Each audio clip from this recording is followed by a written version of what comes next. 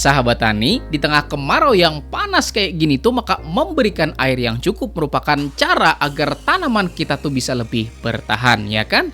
Dan irigasi tetes adalah cara yang paling efisien dalam melakukan pemberian air.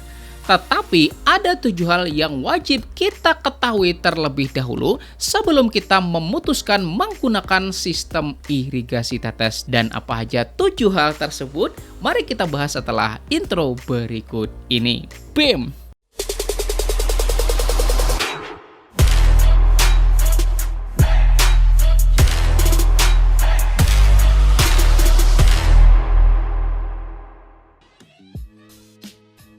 Dan buat Anda yang sudah klik tombol jempolnya dan juga share video ini, mudah-mudahan ilmunya jadi makin berkah dan rezekinya jadi tambah banyak lagi. Amin. Sahabat tani, irigasi tetes adalah metode pemberian air pada tanaman secara perlahan dan juga terukur.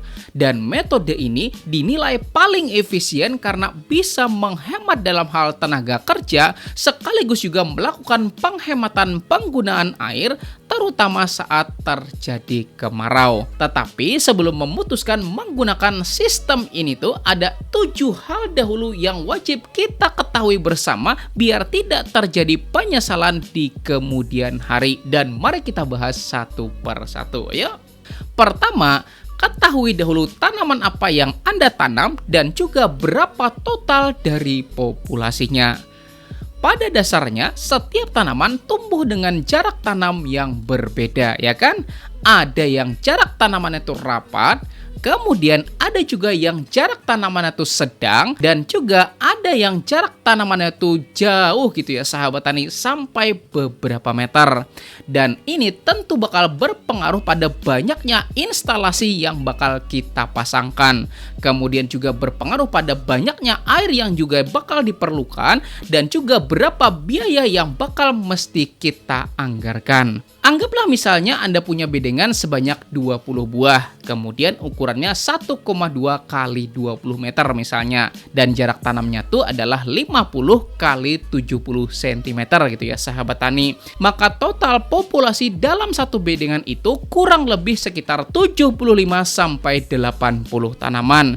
Dan karena kita memiliki bedengan sebanyak 20 buah, maka total populasinya itu kisaran 1.500 sampai 1.600 tanaman. Artinya segitu pula lah ya sahabat tani titik instalasi yang bakal kita pasangkan. Selanjutnya hal yang nomor 2 yaitu ketahui juga berapa kemungkinan dari tanaman Anda tuh membutuhkan air. Dan caranya tuh gak sulit buat ngetahuin gitu ya sahabat tani, yaitu dengan cara memperkirakan berapa diameter dari perakaran tanaman Anda. Misal gitu ya sahabat tani, tanaman Anda tuh tanaman yang akarnya tuh serabut gitu ya sahabat tani, dan anggaplah misalnya perakarannya tuh 20 cm gitu kan, maka ambil piring gitu ya sahabat tani, kemudian taruh di tempat yang terbuka atau di lahan gitu ya sahabat tani, kemudian tuangkan air gitu ya sahabat tani sebanyak 500 ml. Kemudian diemin dari jam 8 sampai jam 5 sore kayak gitu kan. Dan kemudian coba ukur lagi gitu ya sahabat tani setelah jam 5 berapa sih air yang tersisa kayak gitu kan. Dan kalau misalnya yang tersisa adalah 300 ml, artinya ada 200 ml air yang mengalami penguapan dari jam 8 pagi sampai jam 5 sore. Artinya jumlah air yang Anda berikan itu harus lebih dari 200 ml setiap harinya, oke? Pada episode pertama dari rangkaian video irigasi tetes, saya menyebutkan ya sahabat tani kalau kita harus menggunakan dripper yang sesuai. Dan karena kita sudah tahu bahwa penguapan dari jam 8 sampai jam 5 sore itu misal habis 200 ml, maka paling tidak kita harus mengairi tanaman kita setidaknya sebanyak 300 ml. Artinya kalau kita pakai dripper 8 liter yang menggunakan 4-way, di mana masing-masing tanaman bakal mendapatkan 2 liter air per jamnya, dan 1 jam itu 60 menit loh ya sahabat tani, maka 2000 ml dibagi dengan 60 itu sama dengan 33,3 ml per menitnya. Artinya kalau 300 ml itu dibagi 33,3, artinya kita cukup melakukan pengairan tanaman selama 9 menit aja.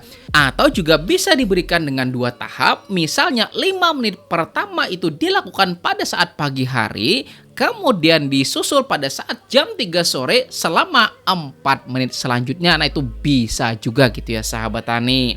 Nah, jadi disinilah pentingnya kita tuh paham soal perhitungannya. Jangan sampai misalnya kelebihan yang bakal bisa berpotensi boros air, dan jangan sampai juga kurang gitu ya sahabat tani, supaya semuanya nggak jadi sia-sia gitu ya sahabat tani, oke?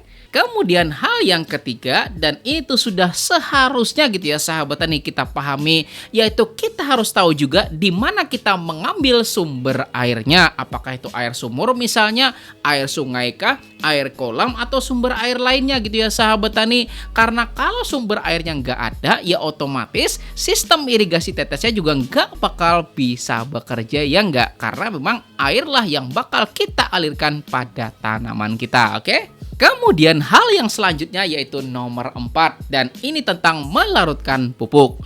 Nah, pada episode pertama video irigasi tetes, pada instalasinya digunakanlah drum ya sahabat tani sebagai tempat dalam melarutkan pupuk. Dan kenapa direkomendasikan pakai drum gitu ya sahabat tani, ya kan? Nah, biar mudah dalam melakukan pelarutan pupuknya.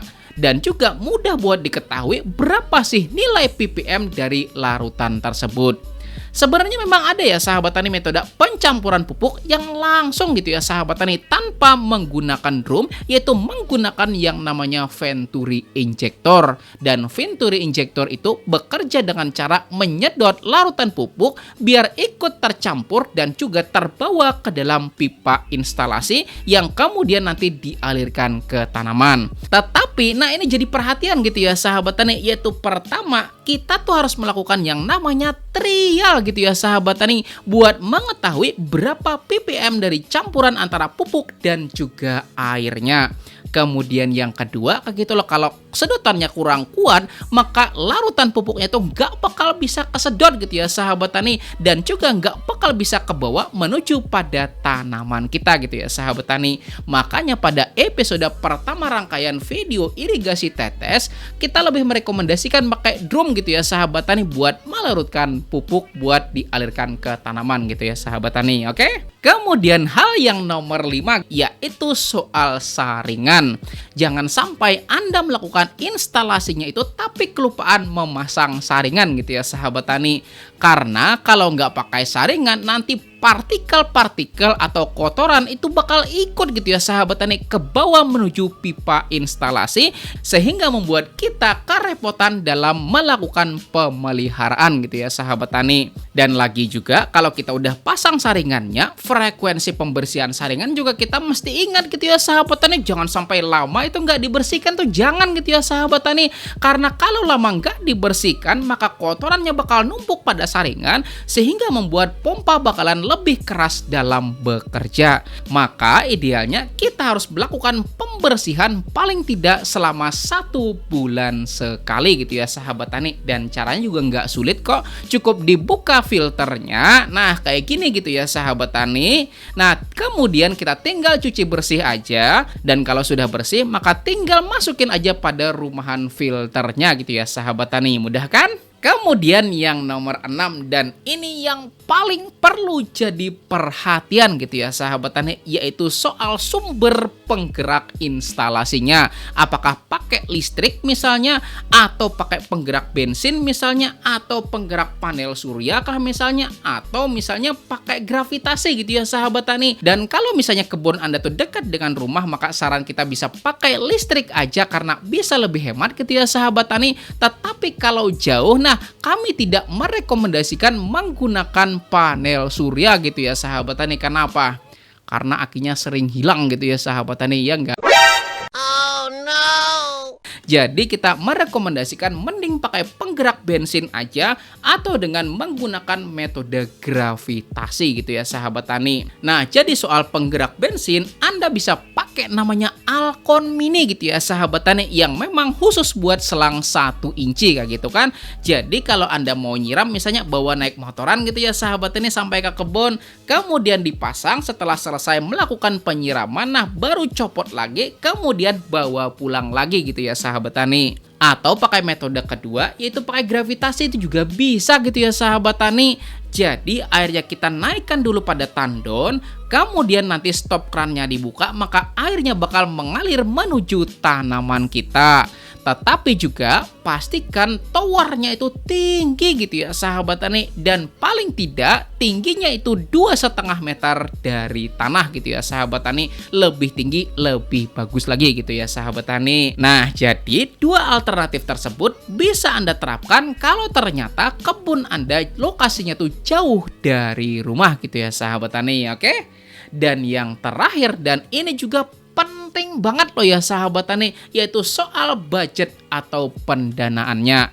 Dan buat instalasi paralon PVC yang menggunakan selang LDPE kayak gini gitu ya sahabat tani, tentu loh membutuhkan modal yang gak sedikit. Meskipun memang jangka usia rusaknya juga lama banget gitu ya sahabat tani, bahkan sampai 15 tahun kayak gitu ya sahabat tani. Tetapi buat Anda yang mau coba-coba di awal ya sahabat tani, maka Anda cukup gunakan namanya selang plastik drip gitu ya sahabat tani, yang dijual pada marketplace online itu juga bisa kayak gitu kan, dimana selangnya tuh ketika dilewati oleh air maka dia tuh bakal ngembang gitu ya sahabat tani. Dan saran kita, kalau memang Anda mau menggunakan selang irigasi atau selang drip, maka minimal belilah yang ukurannya atau ketebalannya itu adalah 100 mikron gitu ya sahabat tani. Dan buat yang bertanya alasannya kenapa gitu kan, nah insya Allah ya sahabat tani bakal kita bahas pada episode yang selanjutnya, yaitu episode yang ketiga, soal jenis-jenis selang atau pipa yang umum digunakan dalam sistem irigasi tetes, oke?